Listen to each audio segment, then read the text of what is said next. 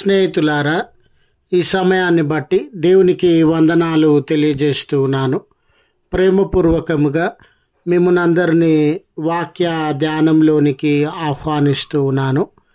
సమస్య శాశ్వతంగా ఉండదు అనే ఆలోచనను మీతో కూడా పంచుకోవడానికి ఇష్టపడుతూ ఉన్నాను.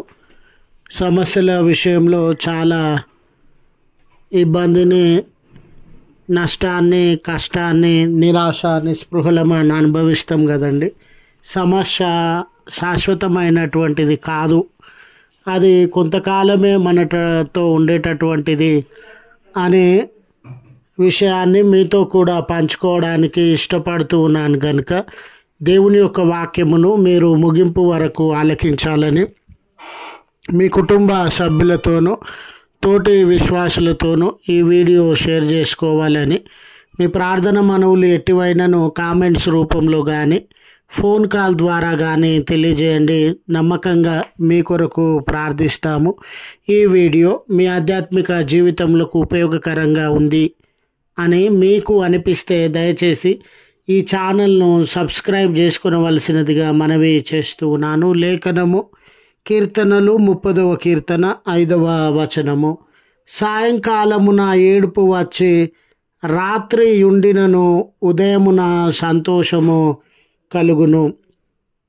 స్నేహితులారా, రాత్రి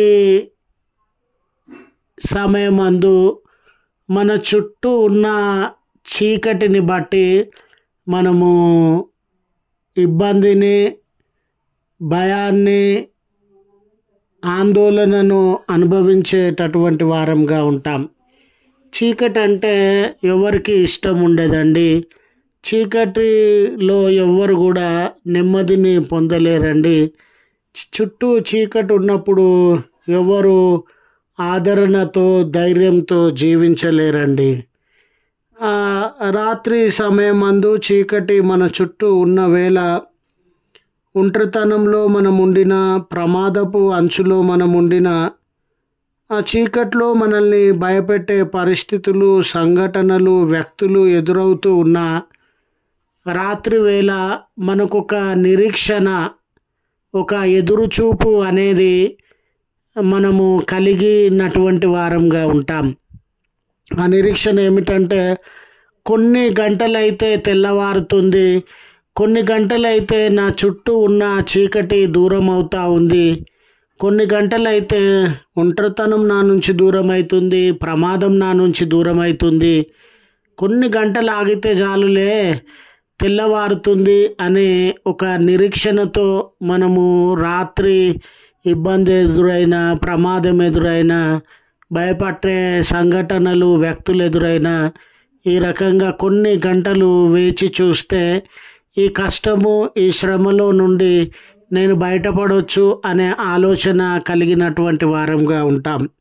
స్నేహితులారా, లేఖనమందు చదవబడిన ఈ వచనము, సాయంకాలమున ఏడుపు వచ్చి రాత్రి ఉండినను ఉదయమున సంతోషము కలుగును.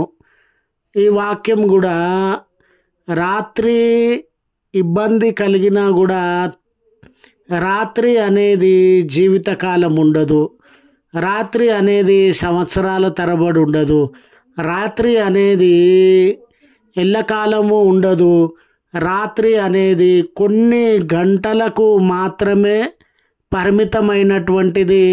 రాత్రి లేదా చీకటి అనేది కొంత సమయానికి మాత్రమే పరిమితమైనటువంటిది అని మనకు లేఖనము సెలవిస్తూ ఉంది.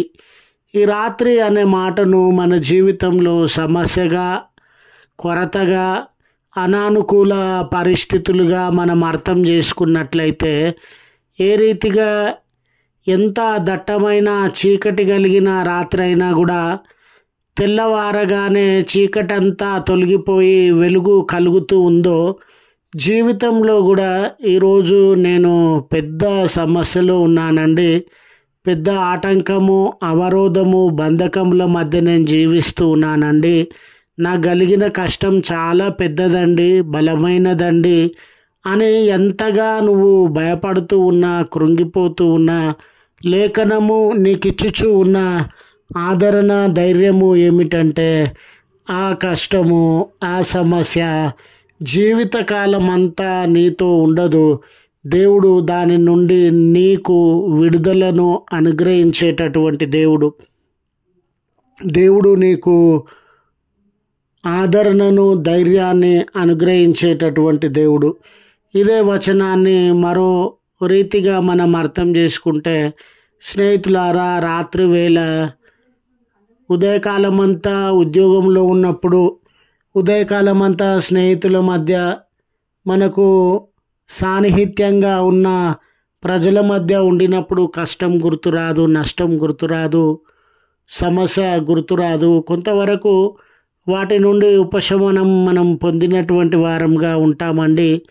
కానీ రాత్రి వేళ మన కష్టము, నష్టము, నింద, అవమానము, వేటాడేటటువంటి చింత, భయము రాత్రివేళ గుర్తొస్తే చాలా కృంగిపోయేటటువంటి వారంగా ఉంటాం. ఎందుకనంటే అప్పుడు పలకరించేవారు కానీ, మాట్లాడేవారు కానీ ఎవ్వరూ ఉండరు. ఆ విపరీతమైన ఒంటరితనము, ఎవరు పలుకలేని గడియలను, గంటలను బట్టి కృంగిపోతాం. అయితే ఉదయకాలం లేవగానే సమస్య లేదని కాదు, కొరత లేదని కాదు, ప్రజలలో మళ్ళీ మనం కనబడగానే కొంత ఉపశమనాన్ని మనం పొందేటటువంటి వారంగా ఉంటాం.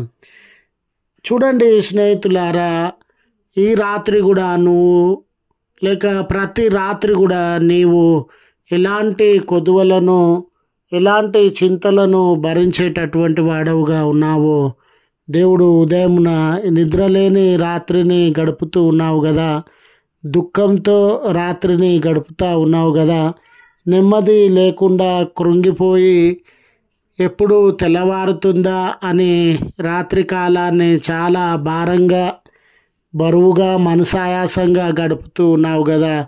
దేవుడు ఉదయకాలమున నీకు నెమ్మదిని ఇచ్చేటటువంటి దేవుడు అని గుర్తు చేస్తూ ఈ మాటలను ముగిస్తూ ఉన్నాను.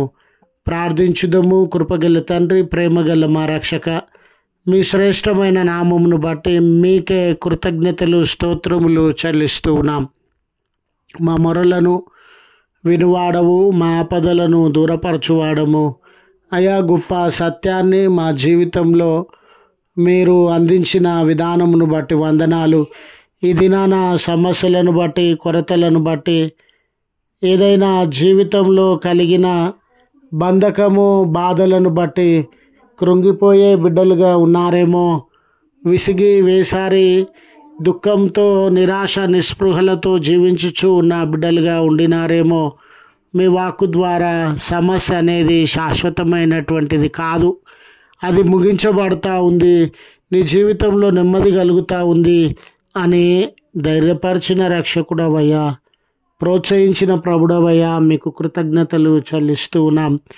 ఎవరెవరు ఇలాంటి పరిస్థితులను ఎదుర్కొంటూ ఉన్నారో వారి మొరలను ఆలకించండి. వారి జీవితాలలో ఉన్న బంధకములు, సమస్యల నుండి విడుదలను దయచేయండి. ఈ దినపు దీవెనలతో నీ ప్రియబిడ్డలను దర్శించి బర్త్డేస్ అని, వెడ్డింగ్ యానివర్సరీస్ అని జరిగించుకొనుచున్న బిడ్డలకు నూతన దీవెన, నూతన కాపుదల అనుగ్రహించి భద్రపరచుమని, సంతోష ఆనందములను కుమ్మరించుమని క్రీస్తు పేరట వేడుకొనుచు ఉన్నాము తండ్రి. ఆమెన్.